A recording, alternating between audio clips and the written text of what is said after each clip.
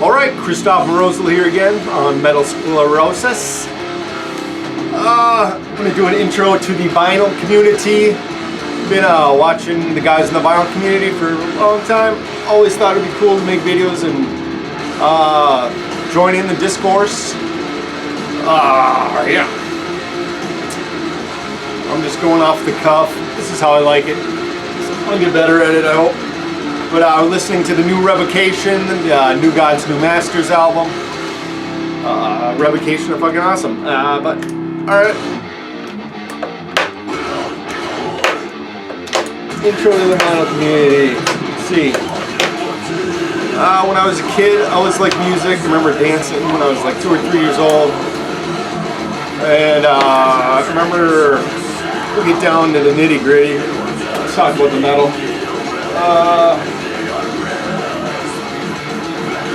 Just because it's fun.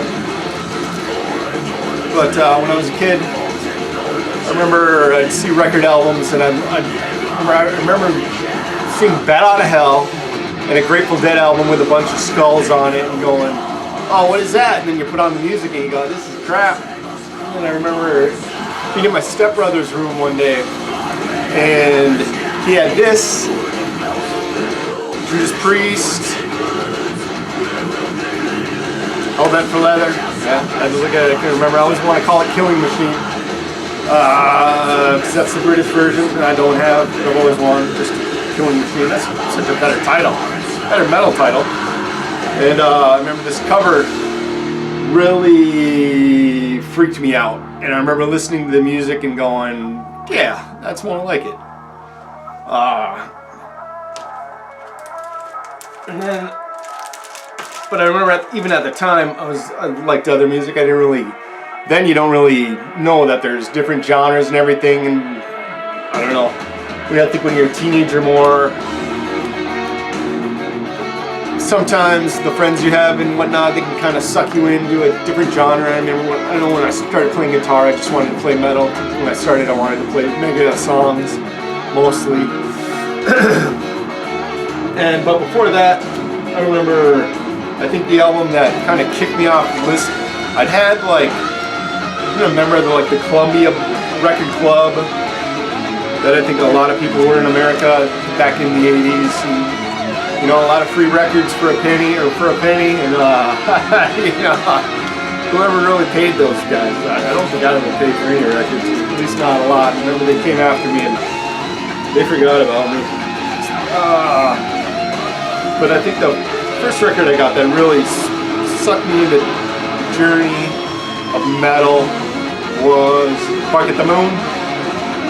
Just this whole, seeing this video, I think I saw it on Friday Night Videos, which was on NBC every Friday night, and just going, wow, this is crazy ass shit. And Jake Healy's guitar solo at the end, and that main riff,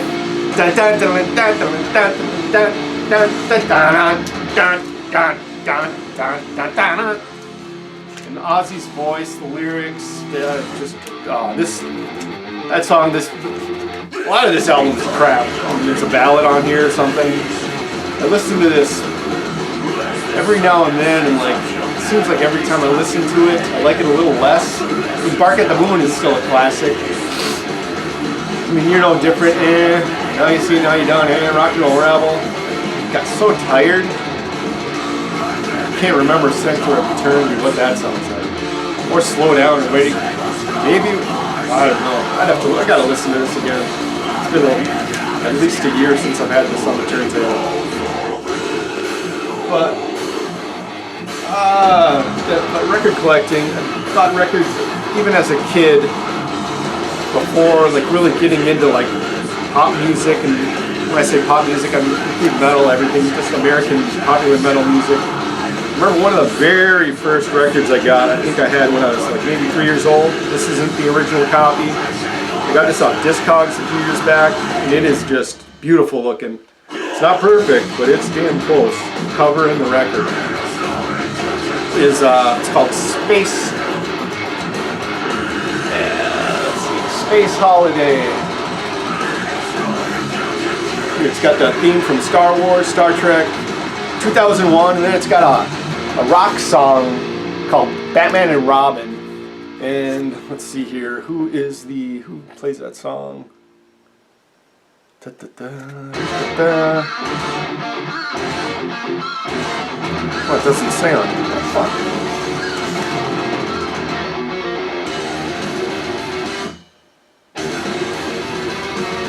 Huh.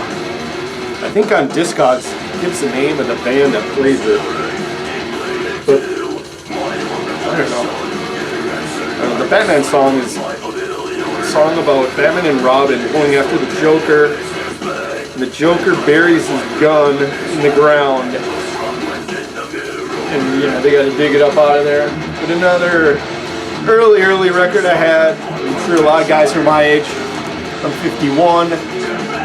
A lot of guys from my age and lived in America probably remember these. They were the Marvel comics. This isn't the copy I had, but I got this on eBay a few years back. It's very minty. The guy sent it all wrapped in this, taped up, all crazily. I haven't taken it out yet. I think I'm going to do a separate video on this and talk about it. Real cool thing in it. This is, and I always win this with a lot of Marvel guys that I'll end up working with someone who loves comics or whatever, the Marvel, and who's like my age, and I'll ask him, who was the villain? What was the name of the villain that was Jonah Jameson's son? And nobody knows this, and I don't think it was really in the comics. I'm sure it was. It's in this comic, but it's the Man-Wolf right here. And now the Man-Wolf is Jonah Jameson's son, and who is an astronaut. And when he goes to the moon, he picks up a rock that there's like a shiny, if I remember right, it's like a shiny red ruby rock that he finds. And when he gets back to Earth, he attaches it to a necklace, and he wears the necklace all the time. And the necklace makes him turn into a crazy, angry wolf.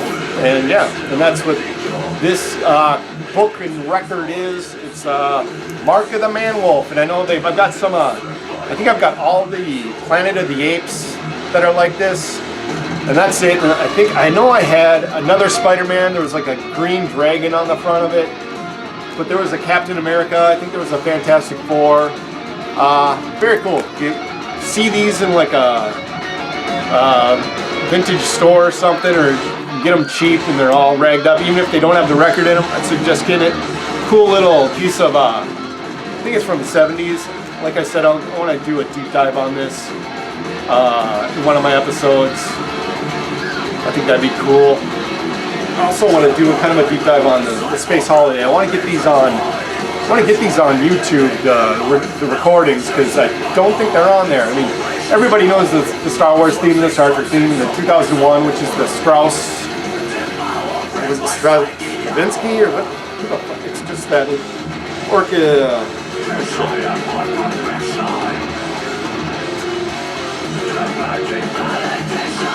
What is it? I think it says here. Yeah, Strauss in Outer Space. And it's got March of the Jedi Knights. Theme from Star Trek and then Batman and Robin. So March of the Jedi Knights. I wonder if that is the Star Wars theme. I don't know. But yeah, this was on Mick Pickwick. 45 rounds per minute. And this was 69 cents. 69 cents! Back then. It must have been 78, 79. So yes, 69 cents. I mean, this was less than, nowadays this would be less than like a bag of M&M's. Can you believe that? It's the cost of everything. Everything costs more than the value of what it really is, it seems like nowadays. Don't really get it. But at least the cost of records haven't gone up too much, if at all. It seems like a lot of labels are still selling records at $19.99, $24.99, which is what they were, I don't know, four or 5 years ago. I mean, yeah. Oh, I guess I should have brought out some cassettes and whatever. Really quick, before I forget, I want to mention that I think I first came to the vinyl community on YouTube through finding Eric Bauer. I was on a Bandcamp, and I want to say somewhere around 2015. 2015, it was right around the time that Trump and Hillary were going at each other. That's how I remember it, because I remember where I was living at the time. And I remember being on Bandcamp, and I remember Eric Bauer had like a image of the Hardware robot from the movie Hardware. And I remember going, oh, that's cool. Maybe this guy's got some cool shit on that he's bought on Bandcamp. And if I remember right, there was a link on his Bandcamp to maybe go to a blog.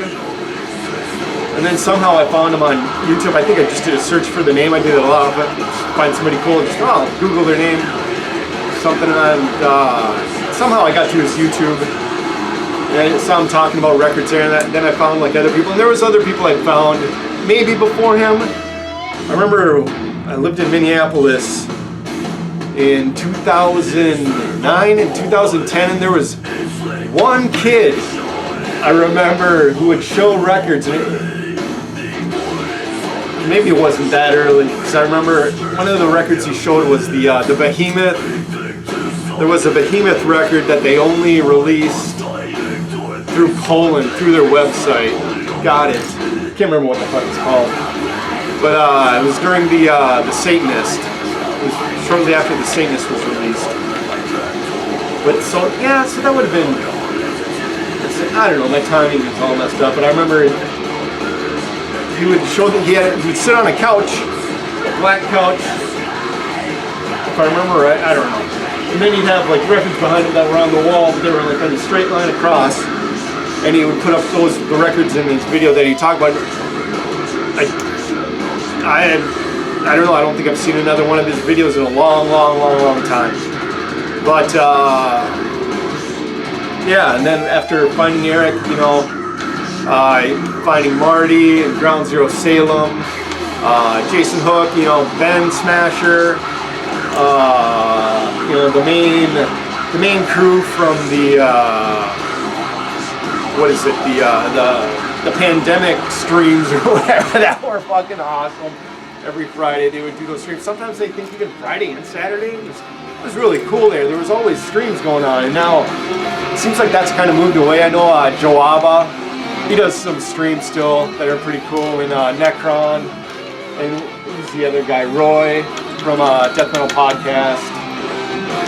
But yeah, I think, I don't know, since I've been diagnosed with MS, I think I've got like no excuse not to do this. It's like I have to do something until I can't work, so it's like just a lot of time starting little projects or whatever, trying to play the guitar, and days I can't play the guitar, watching a lot of garbage on TV, and some good stuff, some garbage, whatever. You gotta use the time, and I thought it was really great, especially like I think it was 2 or 3 videos ago from Eric Bauer. At the end of his video, he said, "Be good to each other," and I remember that was really great. I thought, because right now it's like the whole world, everybody's angry at everything, politics, everybody's getting getting very angry. That's the easiest way to put it. And I mean, music is supposed to bring us all together. Look at what Chuck Berry did in the what was it? Probably was it the 50s? Must have been the 50s, early 60s, whenever Chuck Berry was around. I just finished watching, I can't remember the years, but I just finished watching his documentary from 2022.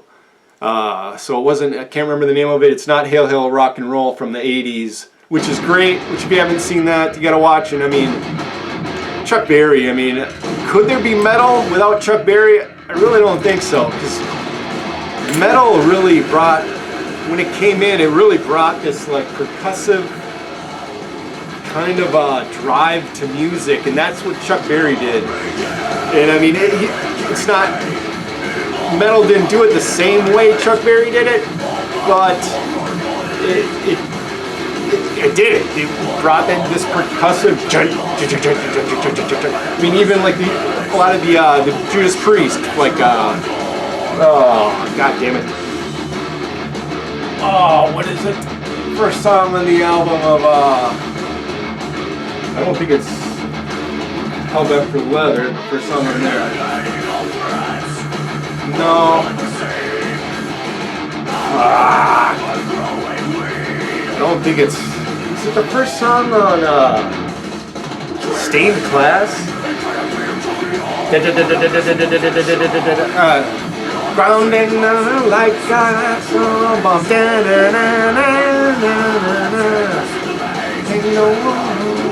but anyways, yeah, be good to each other. And then in Mike Seatown's latest video, he said something about like we need to cooperate or try to cooperate. I mean, that's what music's supposed to do. It's supposed to bring us together. I see all these like petty little arguments about music, and some of them aren't so petty.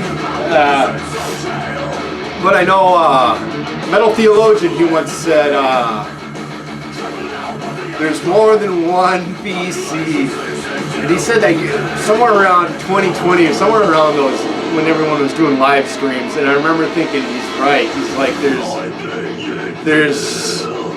there's a group of people that watch these guys. There's a group of people that watch these guys. I mean, we should all be. I mean, you can't watch everybody. I get that, but you know, it's good to acknowledge everyone and to not be a dick. I mean, I remember I opened an account that I was a dick, kind of a troll. And I was called Wicked Devil, and I started this